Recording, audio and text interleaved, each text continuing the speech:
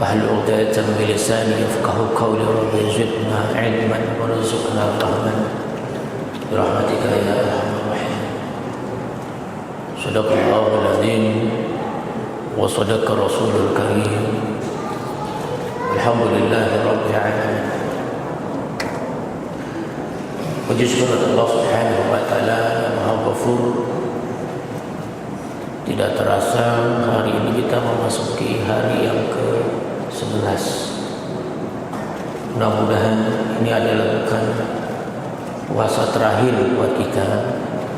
Mudah-mudahan Allah Subhanahu wa taala berikan kita panjang umur, sehat walafiat, dan bisa berjumpa dengan Ramadan yang akan datang.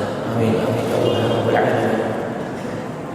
Selawat beriringan salam, marilah selalu kita panjatkan kepada kanjeng Nabi besar kita Muhammad sallallahu alaihi wasallam yang senantiasa menjadi tauladan hasanah, yang senantiasa membimbing kita untuk selamat dari jalan jembatan Shiratal Mustaqim.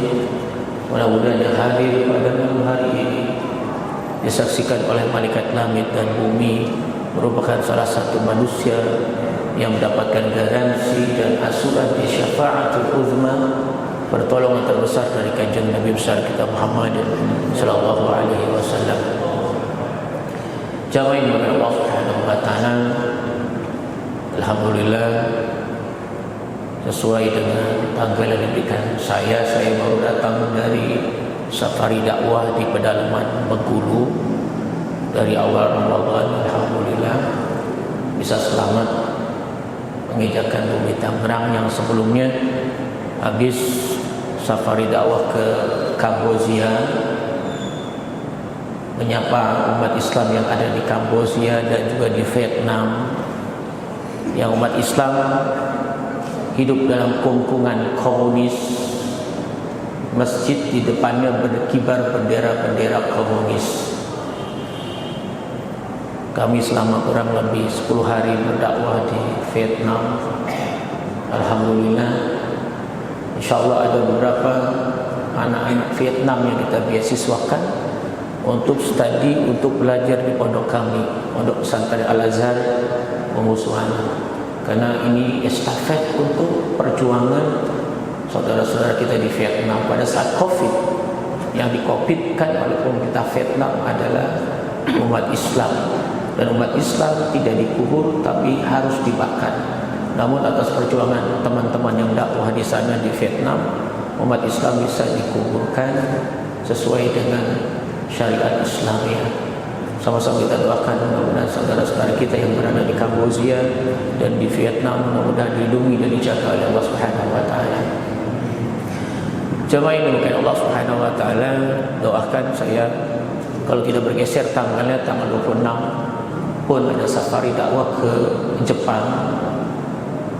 Mudah-mudahan safari dakwah ini diridhoi Allah Subhanahu wa taala. Kita mau menyapa saudara-saudara kita di Jepang. Itulah kenapa di pondok saya bahasa ketiganya adalah bahasa Jepang, agar santri-santri saya bisa melanjutkan dakwah estafet ke Jepang, karena Jepang butuh kita kader-kader dai yang paham bahasa Jepang.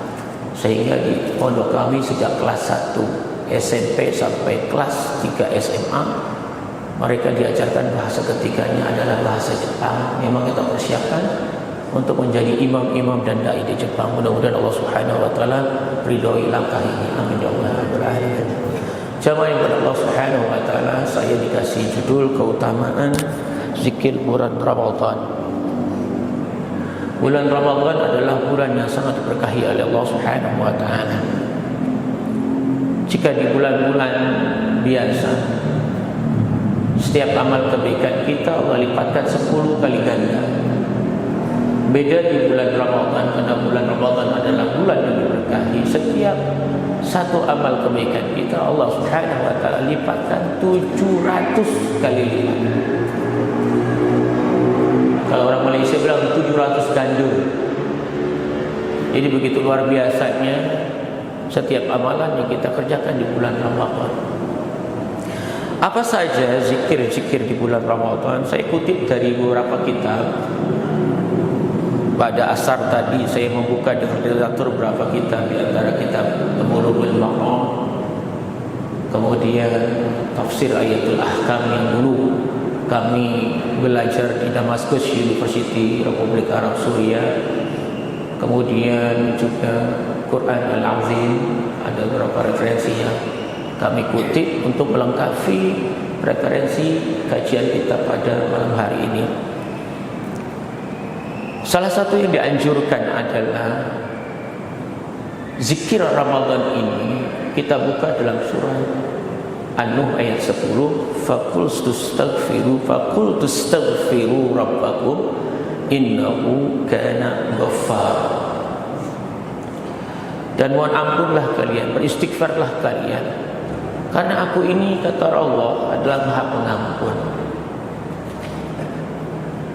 Kalimat istighfar atau astaghfirullah al-azim, Rasulullah SAW selalu membiasakan, melafazkan. Ada dua versi dalam kitab Bulughul Maram. Satu riwayat yang diriwayatkan oleh Aghr bin Yasar adalah Rasulullah 100 kali beristighfar, memohon ampun kepada Allah Subhanahu wa taala. Bunyi hadisnya, qala Rasulullah sallallahu alaihi wasallam, ya ayuhan nas tubu ila Allah fa inni atubu fil yaumi ilaihi mi'ata marrah. Wahai manusia, kata Rasulullah, bertobatlah kalian, beristighfarlah kalian, karena aku, kata Rasulullah, Rasulullah yang sudah dijamin masuk surga, Rasulullah yang maksum, yang terpelihara dari dosa. Dalam riwayat ini Rasulullah mengatakan, aku, kata Rasulullah, beristighfar, memohon ampun kepada Allah adalah setiap hari mi'ata marrah, 100 kali. Padahal Rasulullah SAW manusia yang agung, manusia mulia, maksum. Rasulullah adalah pribadi yang dijaga dari maksiat, dijaga dari dosa. Tapi Rasulullah SAW begitu mengajarkan kepada kita beristighfar mi'ata marrah, 100 kali. Allahumma shalli ala sayyidina Muhammad. Lantas kita apa? Lebih banyak istighfar apa lebih banyak baca WA? Jujur pada diri kita. Lebih banyak istighfar apa baca status? Itu HP di scroll terus, ayo diputer-puter terus. Apa baik dibaca itu? Status siapa? Pak RT dibaca, status Pak RW dibaca, status Pak Lurah dibaca. Terus padahal Rasulullah SAW tidak pernah baca WA. Rasulullah mengatakan, fa inni atubu fil yaumi ilaihi mi'ata marrah. Dan aku ini bertobat, memohon ampun, beristighfar, satu hari adalah 100 kali. Sementara kita, Allah Akbar, kita lebih banyak disibukkan dengan handphone, dengan HP. Kemudian jamaah sekalian berbahagia, ada juga mengatakan Rasulullah SAW, saya kutip dalam kitab Bulughul Maram, adalah wa inni atubu fil yaumi ilaihi 75 marrah. Riwayat yang lain adalah Rasulullah 75 kali.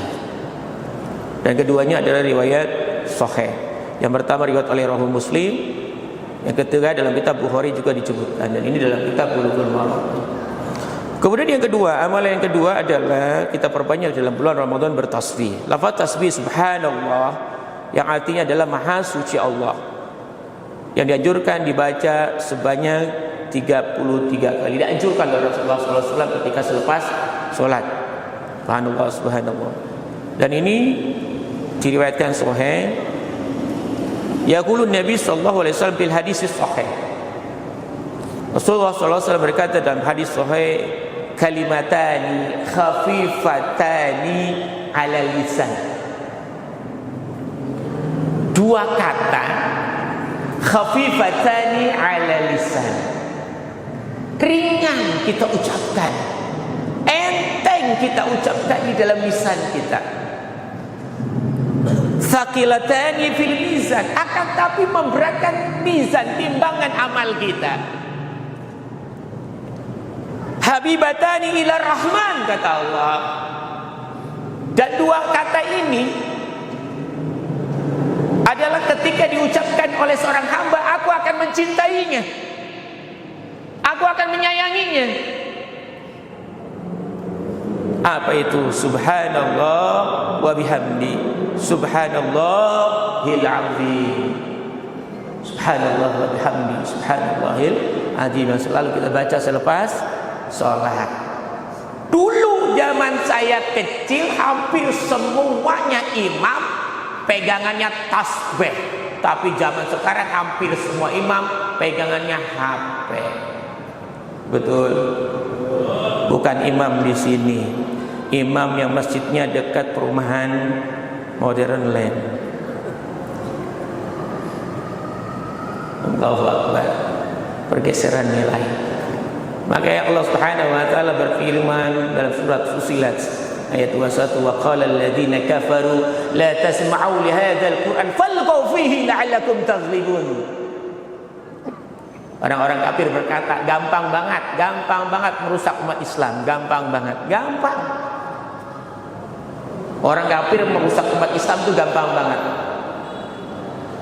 Falghaw fihi, suruh jauhkan dari Al-Quran, kacaukan saja sudah, supaya umat Islam nggak baca Quran, supaya umat Islam tidak zikir, tidak bertasbih, ganti dengan HP, ganti dengan mainan, ganti dengan yang lain. La'allakum taghlibun, kamu menang melawan umat Islam.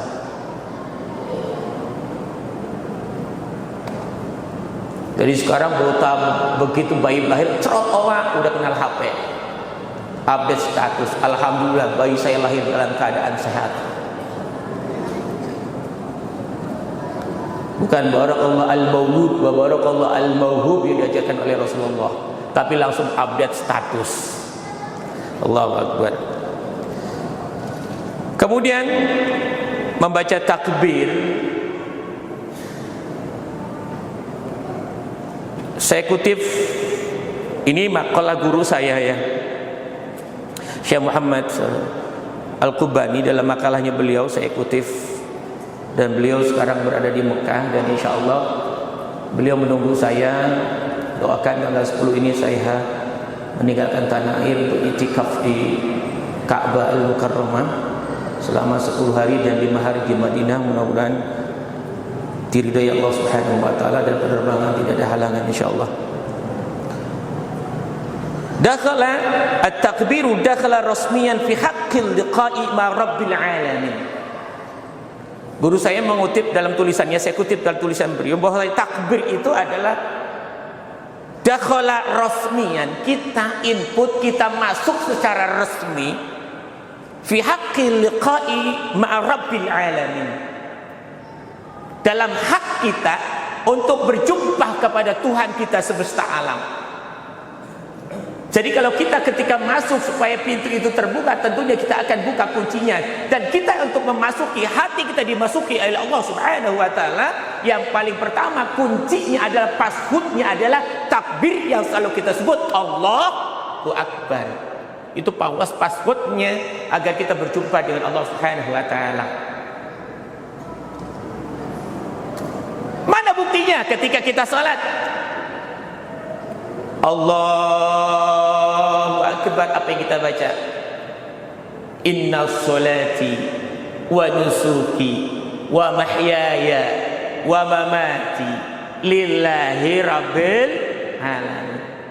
Ikrar kita, masuk kita ke dalam Allah, biar kita berjumpa dengan Allah, dan Allah ada di dalam hati kita. Kita berikrar sesungguhnya solatku, ibadahku, matiku, kuserahkan semuanya kepada Allah Subhanahu wa taala. Pada saat kita solat, tidak ada yang kita bawa kecuali wahid Allahu Akbar yang ada di dalam diri kita. Tapi sayang, seribu sayang, saat kita solat, Allah, ya Allah, bini saya belum beli baju baru. Akbar. Padahal kita sudah mengikrarkan inna sholati wa nusuki wa mahyaya wa mamati lillahi rabbil alamin. Kemudian dalam membaca tahmid, yaitu kalimat alhamdulillah, memiliki segala puji bagi Allah. Biasanya diucapkan setelah selesai melaksanakan solat dan pengajian. seiring juga diucapkan ketika kita mendapatkan kesehatan, keberuntungan, rezeki saat berzikir, kalimat tahmid bisa dibaca sebanyak 33 kali, dan ini yang disunahkan oleh Rasulullah SAW. Apalagi kita berpuasa, kita lebih banyak baca alhamdulillah, alhamdulillah, rasa syukur kita dikasih panjang umur oleh Allah Subhanahu wa taala.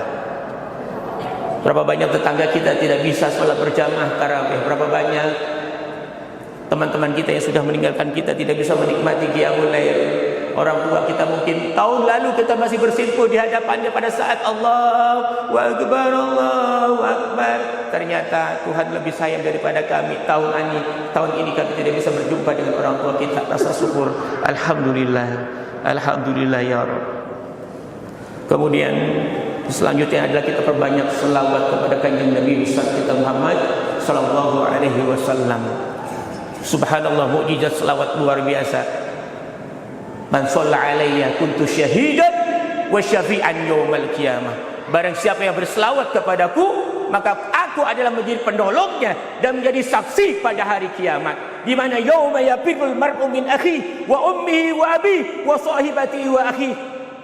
Ketika semua orang lari dari kita, tapi Allah Subhanahu wa taala mengutus seorang nabi yang menyebut ummati, ummati, ummati, umatku, umatku.